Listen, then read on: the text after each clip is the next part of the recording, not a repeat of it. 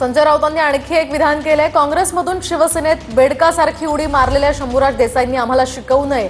पोकळ शंभूंनी आनंद दिघे खटल्याची माहिती घ्यावी मग बोलावं असंही राऊत म्हणालेत। संजय राऊत आनंद दिघे असताना शिवसेनेत होते का असा सवाल खरं तर शंभूराज देसाई यांनी केला होता। त्यावरच राऊतांनी हे उत्तर दिलंय।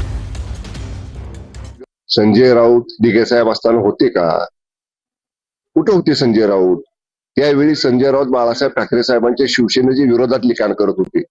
ज्यांनी बाळासाहेब ठाकरे साहेबांच्या शिवसेनेविरुद्ध लिखाण केले त्यांनी आता आम्हाला दिघे साहेबांनी काय शिकवण दिली आणि आम्हाला बाळासाहेब ठाकरे साहेबांनी काय शिकवण दिली हे संजय राऊतांनी सांगण्याची गरज नाही। त्यावेळी संजय राऊत शिवसेनेच्या विरोधात लिखाण करत होते, एवढी फक्त त्यांनी आठवण ठेवावी। मग शंभूराज देसाई शिकवणार का काँग्रेस पक्षातून आलेल्या?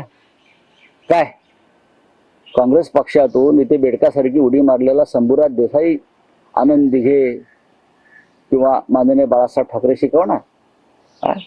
एवढी महाराष्ट्राची अवस्था खराब झालेली नाही। दुसरा असा आहे त्याने इतिहास वाचावा। ज्या संपूर्ण विषयावर ते खटला चालला, गद्दारांना क्षमा नाही, तो खटला काय होता आणि त्या संजय राऊतांची भूमिका काय होती हे जरा एकदा या बरं का या पोकळ शंभूनी समजून घ्या।